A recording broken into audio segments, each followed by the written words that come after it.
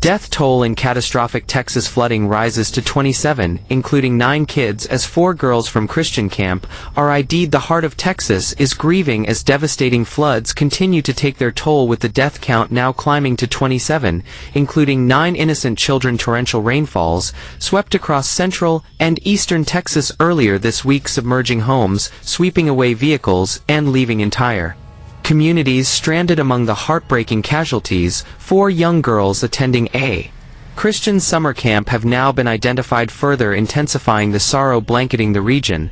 The flooding, triggered by more than 20 inches of rainfall in just 48 hours, began unexpectedly after a stalled storm system parked itself over parts of southeast Texas. Rivers quickly overflowed their banks, and low-lying neighborhoods turned into lakes. Emergency alerts were issued, but the ferocity of the floodwaters overwhelmed local response efforts, many residents believing the worst was over.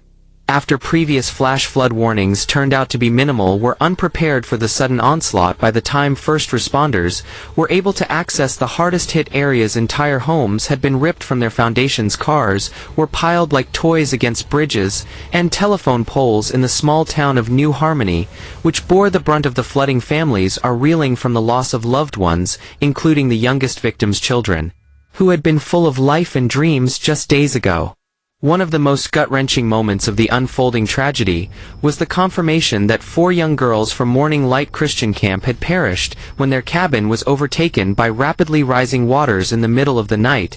The camp, nestled near the Trinity River in Polk County, was home to 68 campers aged 7 to 14, many of whom had arrived just days before for a week of faith-based fun, crafts, and outdoor adventure. The victims were identified late Thursday evening as Ella Jordan, age 9, of Baytown, a vibrant girl known for her love of singing and animals; Maya Lynn Thomas, age 11, of Houston, remembered for her deep faith and her dream to become a missionary; Ariana Hope Delgado, age 8, of Pearland, a bubbly soul with an infectious laugh and an affinity for painting; Savannah Green, age 10, of Beaumont, a quiet, thoughtful girl who often wrote poems in her journal. According to camp officials, the flash flooding occurred around 2:40 a.m. when the Trinity River burst its banks. Despite quick action from staff members and counselors, floodwaters rose too quickly for everyone to reach higher ground. Rescue teams, using boats and helicopters, managed to save 61 campers and staffers,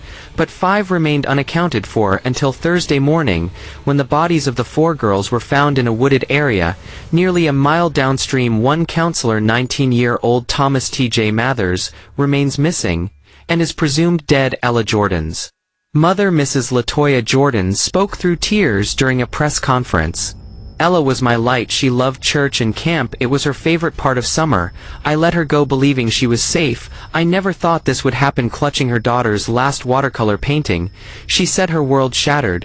When officials knocked on her door, grief counselors and chaplains have since been dispatched to assist the affected families and the surviving campers, many of whom are traumatized after witnessing their friends swept away outside of the camp tragedy. The floods have left a wide trail of destruction across several counties, including Harris, Montgomery, Walker, and Liberty. Among the 27 confirmed dead are a father and his 2 young sons, who were trying to escape in their truck when it was overcome by water; a nurse and her elderly mother, whose mobile home was carried away in Kingwood; a pair of teenagers who had ventured out to help rescue a stranded neighbor and were caught in a sinkhole; several senior citizens who drowned in assisted living facilities that lost power and had no way to evacuate in time. Of the 27 fatalities, 9 were children under the age of 12. "It's something you never get used to," said Chief Emergency Officer Larry Pierce. "You train for storms, you plan for evacuations, but nothing prepares you for pulling little ones from the rubble." Governor Greg Abbott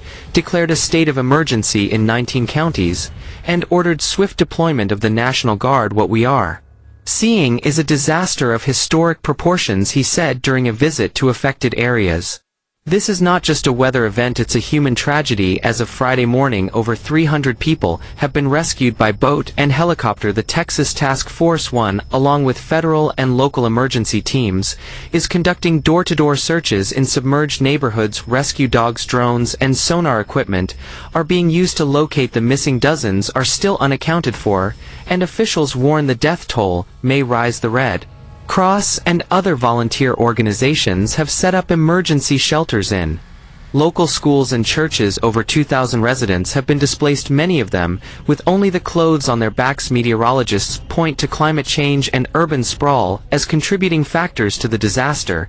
When you pave over wetlands and build in floodplains, the water has nowhere to go, explained Dr. Rachel Cortez, a hydrologist at the University of Texas. Combine that with extreme rainfall events driven by warming temperatures, and you get catastrophic outcomes. The flood has reignited long-standing debates about Texas infrastructure, building codes, and emergency preparedness. A 2022 report by the Texas Climate Adaptation Council warned of urgent vulnerabilities in flood-prone regions. Critics now argue that the report was largely ignored. President Biden offered federal assistance and condolences to the affected families. Jill and I are heartbroken by the loss of life in Texas, he said in a public statement to the families who have lost children. Know that the entire nation mourns with you. Flags will fly at half-staff across the state this weekend, and vigils are planned in dozens of towns. Churches are organizing community prayer events, and local businesses have started relief fundraisers. A viral GoFundMe page for the Morning Light Christian Camp victims